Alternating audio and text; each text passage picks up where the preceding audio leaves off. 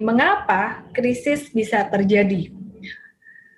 Dari tahun 1929, kemudian tahun 19 terus 77, 87, 98, 2008, 2018 dikit, dan 2020 gede. Mengapa krisis terjadi? Mungkin jawabannya teman-teman, jawabannya adalah karena coronavirus gitu. Benarkah coronavirus yang membuat krisis ini? Iya sih, perlambatan perekonomian itu bisa terjadi, salah satunya karena itu. Tapi sebenarnya kalau kita lihat lebih jauh lagi, tanpa coronavirus pun krisis tetap akan terjadi. Krisis tetap akan terjadi, cepat ataupun lambat. Nah, kenapa sih sebenarnya? Apa yang menyebabkan krisis itu terjadi?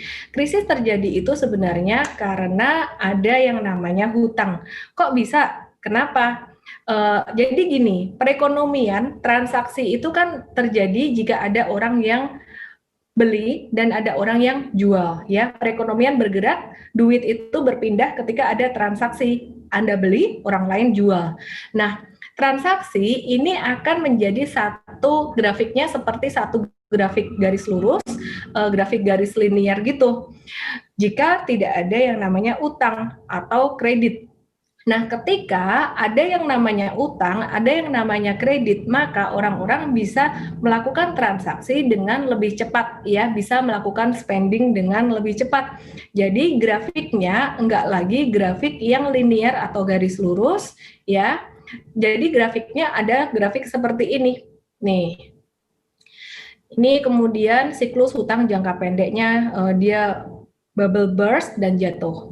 Terus kayak gini. Nah, kalau nggak ada utang, garisnya akan lurus seperti ini. Nah, ini aku juga belajar banyak dari Ray Dalio, ya. Beliau adalah seorang legend dari investment dan makroekonomi juga gitu. Nah, ini kalau tanpa hutang. Nah, ini kalau ada hutang, dia akan jadi seperti ini. Ini siklus hutang jangka pendek. Nah, ini aku pernah bahas di seminar online Diskon Vagansa juga yang buat member. Member bisa lihat di rekaman. Kemudian, perhatiin di sini, ini siklus hutang yang besar, big debt-nya, big debt cycle-nya. Nah, kalau sampai siklus hutang besar ini pecah, bubble burst, dia bisa jatuh. Nah, sebenarnya kenapa sih kredit itu baik? Ada sisi positifnya, karena kredit, dengan adanya kredit akan mendongkrak daya beli, ya. Jadi yang namanya hutang itu bisa ditranslate jadi dua kata. Kata-kata yang pertama adalah kredit, yang artinya akan mendongkrak daya beli. Sedangkan yang kedua, ya, definisi yang kedua dari hutang adalah debt. Debt artinya adalah kewajiban membayar hutang tersebut berikut dengan bunganya, ya. Ini jadi credit and debt. Nah, teman-teman, kalau kita lihat sebenarnya kalau hutang, pemberian hutang atau kredit atau debt ini masih bagus-bagus aja di dalam sebuah negara. Ada syaratnya, ya.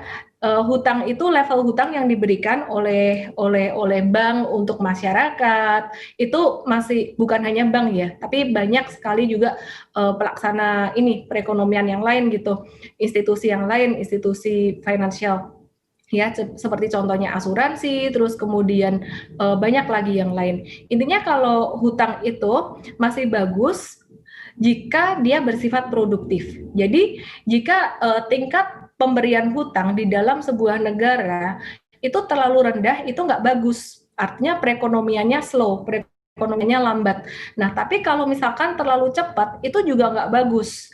Bisa terjadi gagal bayar dan bubble burst. Jadi teman-teman pernah nggak nonton satu film apa ya judulnya, The Big Short atau apa ya?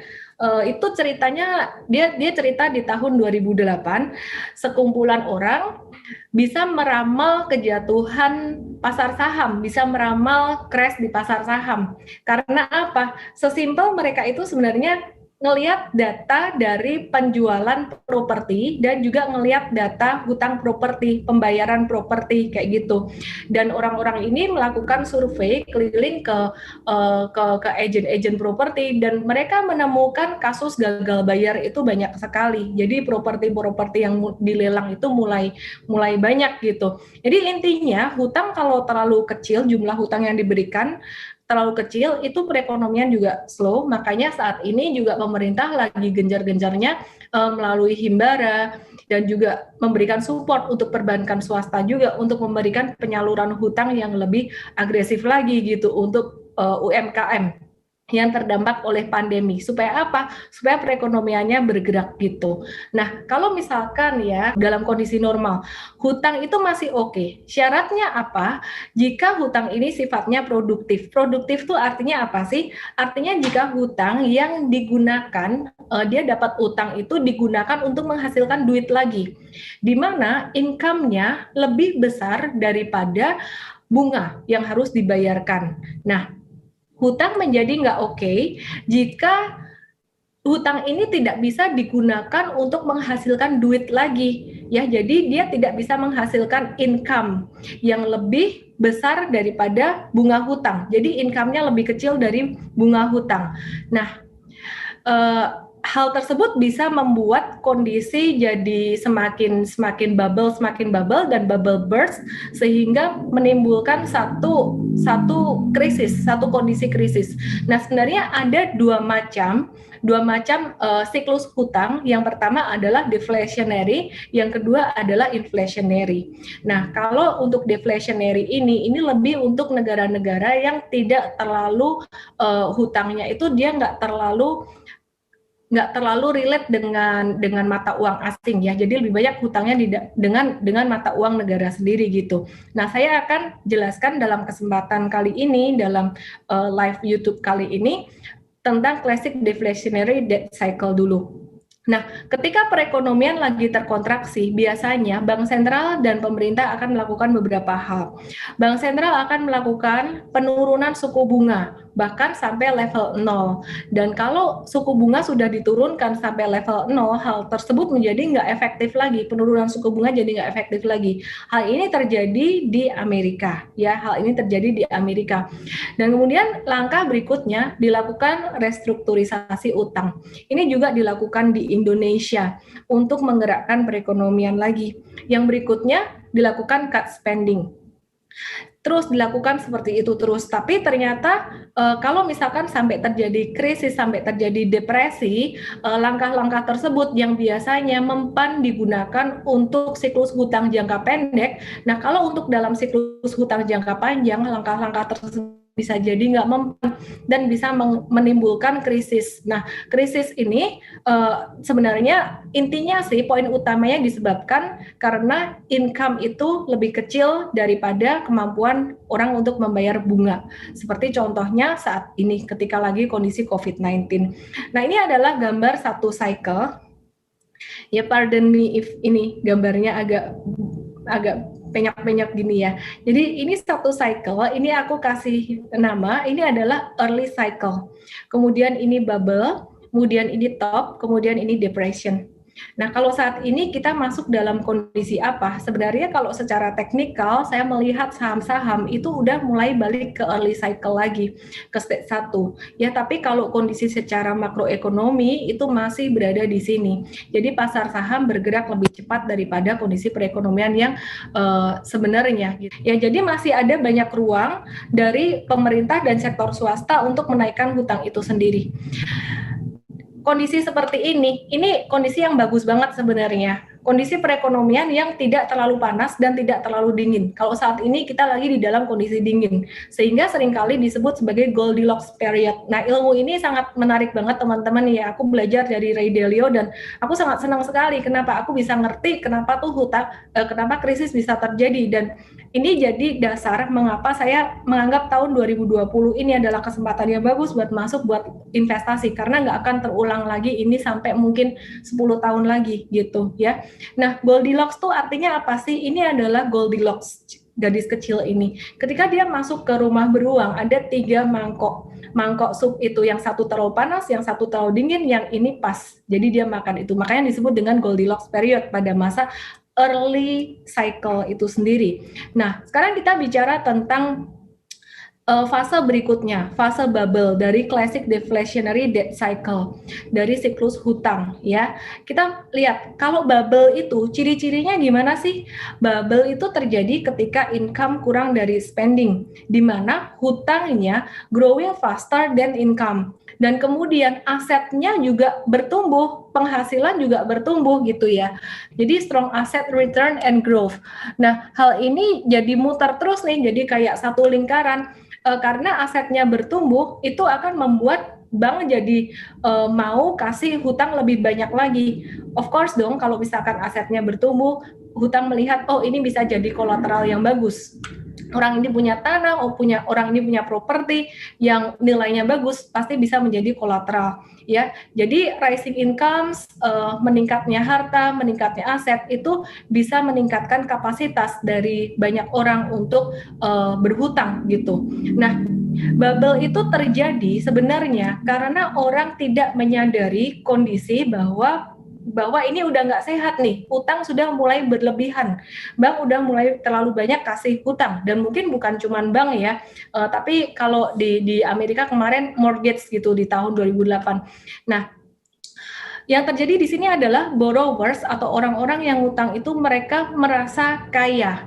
Ketika mereka merasa kaya, mereka membeli aset dengan harga yang mahal, ya, membeli aset dengan harga yang mahal dan bahkan pakai hutang lagi lebih banyak lagi. Nah, inilah sebenarnya yang terjadi. Kalau teman-teman penasaran, kenapa sih banyak sekali pebisnis yang kelihatannya dia udah berbisnis dari lama banget ya. Aku sendiri juga seringkali menemui banyak pebisnis yang kayaknya tuh udah usia emas, dia udah tinggal menikmati aja, tapi kemudian dia harus terpaksa menjual aset-asetnya dengan harga murah atau dengan kondisi BU, dengan kondisi butuh uang. Kenapa? Karena dia selalu beli aset merasa kaya, inexpensive price, dan bahkan yang paling bahaya dengan utang, sehingga nggak bisa bayar hutangnya ke bank. Bahkan hutang ini tidak selalu untuk beli aset aja, tapi hutang untuk berbisnis juga. Jika perhitungannya meleset, maka akan bisa menjadi satu penyakit juga, sehingga bubble-nya bisa burst atau meledak.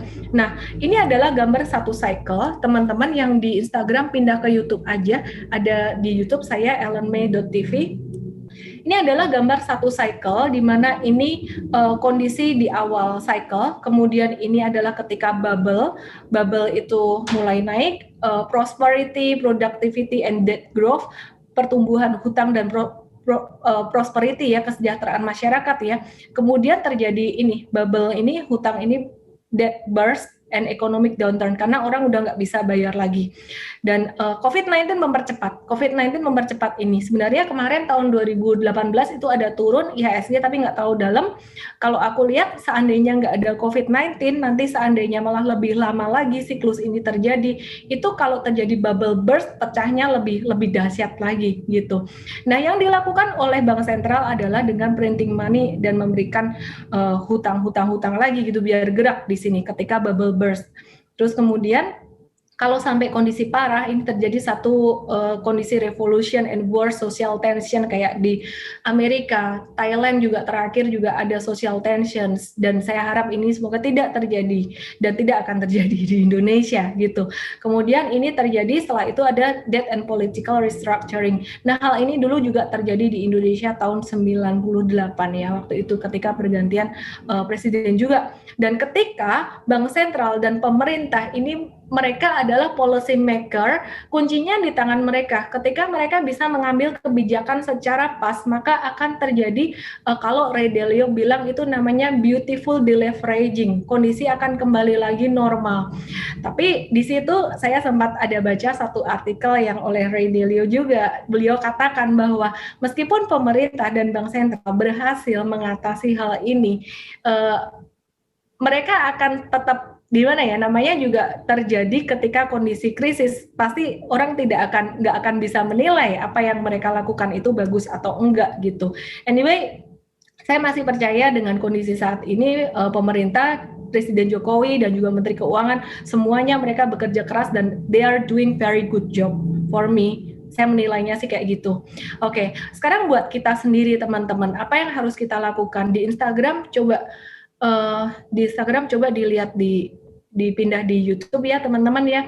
Aku ada satu gambar di mana orang-orang tuh dalam kondisi krisis. Dia mau tembak ini ikan ini. Dia pikir ini adalah ikan hiu. Dia udah pikirnya kapal udah mau tenggelam, ada ikan hiu pula. Dia mau tembak, dia nggak tahu bahwa ikan hiu itu sebenarnya lagi ngebawa ban ya. Demikian pula dengan kita teman-teman, seringkali kita terlalu fokus pada jangka pendek sampai kita tidak melihat dengan yang adanya opportunity. Kenapa saya bawain materi ini secara keseluruhan? Saya cuma mau kasih tahu teman-teman yang adanya big debt cycle, siklus hutang jangka panjang, itu terjadinya lama, 10 tahun sekali bahkan lebih. Dan kita saat ini bisa dibilang karena COVID ini jadi lebih cepat gitu. Jadi Anda melihatnya gimana? Mau ngelihat ini tantangan, masalah, atau Anda melihat ini opportunity? Nah, kalau kita melihat opportunity ya, teman-teman, seperti dalam bahasa Mandarin Weiqi ya. Jadi ada Weiqi atau benci ya. Ini aku bacanya juga nggak gitu jelas itu. Ini dua kata ini artinya crisis, 2 huruf, tapi terdiri dari 2 kata, artinya danger and opportunity. Nah, jadi teman-teman itu tadi yang aku mau share ke teman-teman semua bahwa saat ini terjadi krisis, ini memang bukan hanya karena siklus hutang aja, tapi dipercepat oleh adanya COVID-19. Nah, jadi saat ini adalah opportunity. Saya cuma mau kasih tahu teman-teman itu, jangan terlalu fokus trading jangka pendek. Nah, kalau saat ini portfolio saya udah perbanyak ke investasi terus. Buat teman-teman yang mengenal saya udah lama, saya dulu sangat fokus sekali ke trading, banyakin tradingnya karena opportunity nggak ada. Nah, sekarang opportunity benar-benar di investasi. Aku sempat katakan berkali-kali di Mtrade 80% masuk ke investment, dan bahkan kalau saham diskon-diskon apa yang bisa diinvest kita selalu kasih tahu buat teman-teman di Mtrade gitu. Kapan opportunity buat trading? Saat ini belum, tapi aku ngelihat nanti November Desember itu udah mulai membaik lagi. Hopefully semoga nggak ada lagi yang namanya lockdown di banyak negara yang bisa memperlambat perekonomian gitu.